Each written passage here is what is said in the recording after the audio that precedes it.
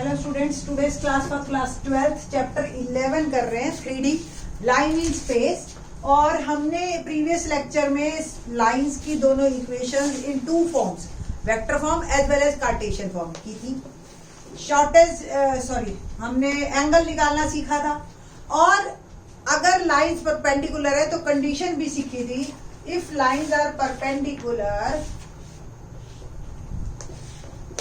then L1 L2 M1 M2 N1 N2 plus N1 N2 is equal to 0 where L1 M1 N1 are direction cosines of first line and L2 M2 N2 are direction cosines of second line। ठीक है जी। अब question क्या है 12th, find the value of P if this line and this line are at right angle। That's why मैं जो है perpendicular lines पे जो है ज्यादा फोकस किया मैंने अभी आपको।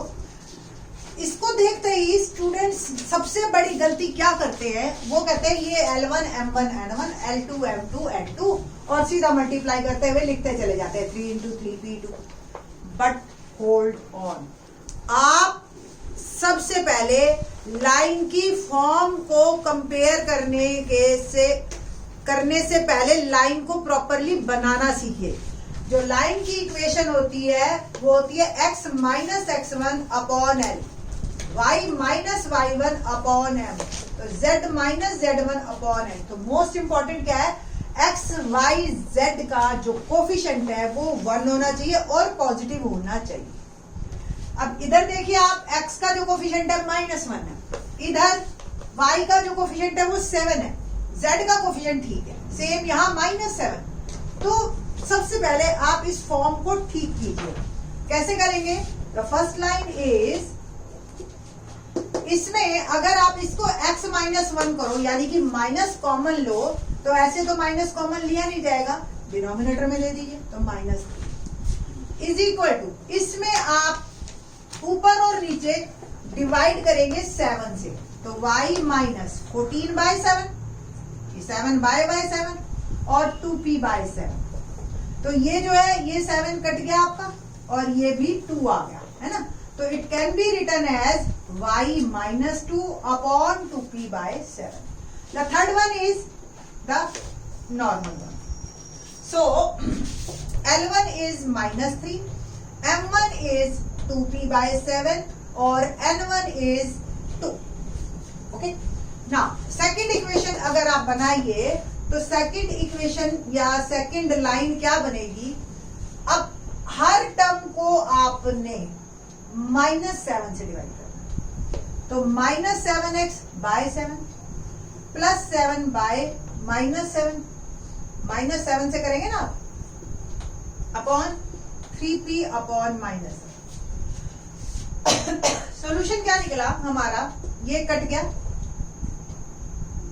ये -1 आ गया और denominator as is equal to, ये इसमें कोई दिक्कत नहीं है, y का कोफिशिएंट 1 ही है और इसमें माइनस कॉमन लेंगे और ये z -6 अपॉन -5 आ जाएगा। सो L2 इज 3p या -3p/7, M2 इज 1 और N2 is -5। So, if lines are perpendicular, ये कंडीशन है मेरी, वैल्यूज पुट करती हूं मैं, -3 into -3p/7 plus 2p/7 into 1 plus 2 into -5 is equal to 0। ये आ गया 9/7p, पॉजिटिव हो जाएगा, minus minus plus, plus 2p/7 -10 is equal to 0। 11p/7 is equal to 10 आ रहा है नीचे। हाँ। सो p की वैल्यू आ गई 10 into 7/11 become 70/11 is my answer. ठीक है जी। तो हमारे पास ये जो है क्वेश्चन, जो if lines are perpendicular then p is 70/11। Similarly question number 13 करते हैं, देखते हैं क्या है 13।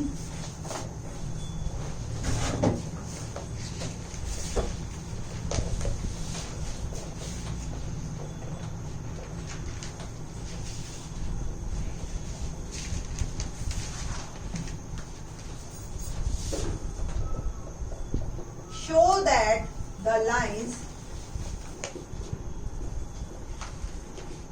x minus 5 by 7, y plus 2 by minus 5 और z by 1 and x by 1, y by 2 और z by 3 are perpendicular to each other। अब हमें ये शो कर, अब आप देखिए इसमें हमारे नॉर्मल है सारे एक्स वाई जेड तीनों के कोफिशिएंट जो है वो 1 1 है, सेम इसमें भी, बस कोफिशिएंट पे हमने ध्यान देखना। तो hair L1 is 7, M1 is -5 और N1 is equal to 1, L2 M2 N2, L2 1 M2 2 और N2 3, L1 L2 M1 M2 और N1 N2 की वैल्यू निकाल रही हूं मैं। तो 7 into 1 -5 into 2 and 1 into 3, तो 7 minus 10 plus 3, 10 minus 10 0, तो L1 L2 plus M1 M2 and N1 N2 आपका 0 हो गया। It shows lines are perpendicular to each other।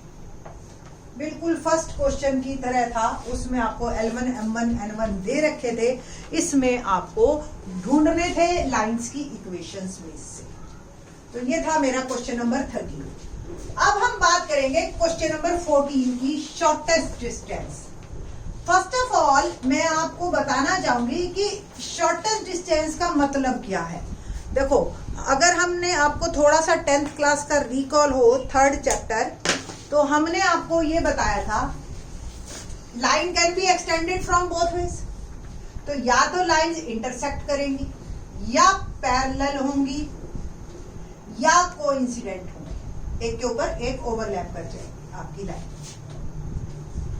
तो शॉर्टेस्ट डिस्टेंस का क्या मतलब है, या तो डिस्टेंस सेम हो, पैरेलल लाइंस में हमेशा सेम होता है, या फिर वो इंटरसेक्ट करेंगी, कंफर्म है ये बात। बट अगर लाइंस डिफरेंट स्पेस पे हो तो आपकी लाइंस कभी भी इंटरसेक्ट नहीं करेंगी, और कोई जरूरी नहीं कि वो पैरेलल। लाइक दिस देख रहे हैं आप, आपने रूटीन में अगर आप देखते हो, अगर आप दिल्ली वगैरह जाते हो या किसी भी बड़े शहर में जाते हो, इधर से मेट्रो निकल रही है, इधर से बस का फ्लाईओवर है, तो आप ये एक दूसरे को क्रॉस भी करते हैं, बट वो अलग अलग स्पेस में, अलग अलग हाइट पे, ठीक है। तो आपकी जो है वो लाइंस इंटरसेक्ट भी नहीं कर रही और वो एक दूसरे को क्रॉस भी कर जाती है, ठीक। तो that is called shortest distance. आपके कमरे में, रूम में अगर एक दीवार पे एक लाइन आपने खींच दी इस तरीके से, एक दीवार ऐसे लाइन खींच दी, तो ये पैरेलल तो नहीं है, but they are never intersect each other. वो अपनी दीवार पे चल रही है, वो अपनी दीवार पे चल रही है, बट ऐसी लाइंस को जो नाम है उसका नाम होता है स्क्यू लाइंस। स्क्यू लाइंस के बीच में शॉर्टेस्ट डिस्टेंस जरूर निकाल सकते हैं आप, जहां भी वो दोनों का शॉर्टेस्ट डिस्टेंस होगा। और ये जो डिस्टेंस होता है, ये ए बी, ये हमेशा दोनों लाइंस के ऊपर परपेंडिकुलर होगा, क्योंकि शॉर्टेस्ट डिस्टेंस ये हमें अच्छी तरह से पता है, द परपेंडिकुलर डिस्टेंस। तो ये दोनों लाइंस पे परपेंडिकुलर होगा, और इसका फॉर्मूला होगा, if we have a line R1 is equal to A1 plus lambda B1, दूसरी line R2 A2 plus mu B2। मैंने जान करके ये कांस्टेंट अलग अलग ले ली है, क्योंकि कोई जरूरी नहीं है कांस्टेंट सेम मिले आपको। सो द शॉर्टेस्ट डिस्टेंस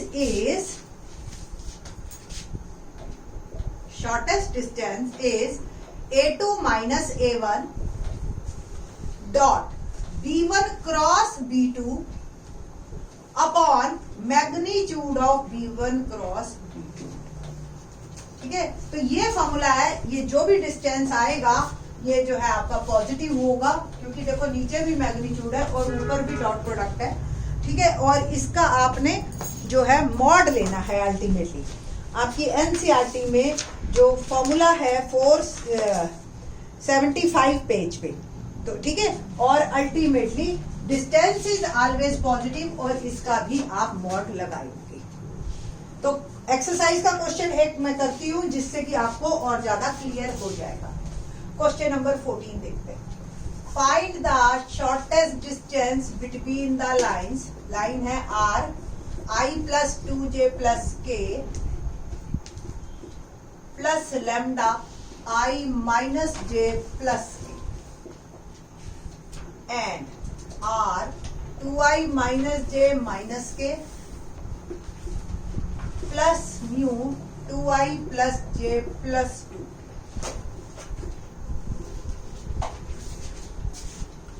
बस आपको चार चीजें निकालनी है. तो here a1 is I plus 2j plus k. a2 is 2i minus j minus k. तो a2 minus a1 निकालिए आप. 2i minus i minus I minus 2j minus k become I minus 3j और minus 2. ये तो मेरा आ गया a2 minus a1.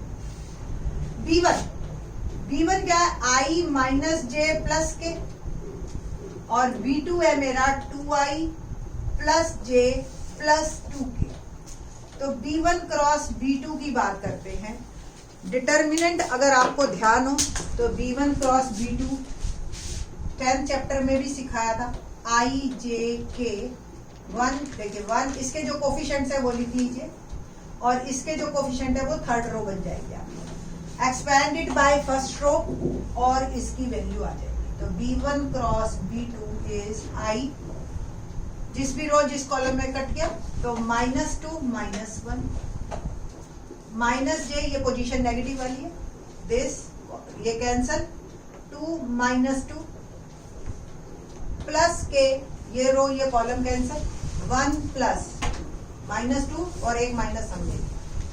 तो -3i ये 0 इंटू समथिंग 0 प्लस 3k ये मेरा आ गया b1 cross b2. Mod of b1 cross b2 is formula क्या होता है मॉड का? Under root X square plus Y square plus Z square. तो -3 स्क्वायर प्लस 3 का होल स्क्वायर बिकम 9 प्लस 9 और आ गया आपका √18 और 9 इंटू 2 और आप 3√2 लिख सकते हैं.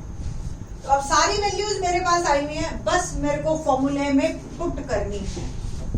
So shortest distance is equal to a2 minus a1 I minus 3j minus 2 dot b1 cross b2 minus 3i plus 3k upon magnitude of b1 cross b2 और इसका मॉड.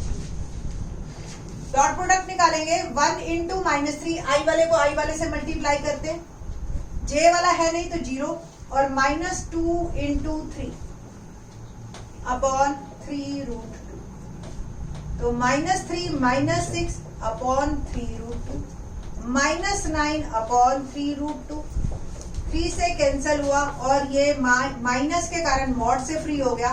अल्टीमेटली 3/√2. बट 3/√2 आप answer में नहीं देंगे. 12th class में हो आप, आपको पता है रैशनलाइजेशन करके 3√2/2 is my answer. This one is the shortest distance. ठीक है, that's all the question in this class. Next 3 questions we will discuss in the next lecture. Thanks.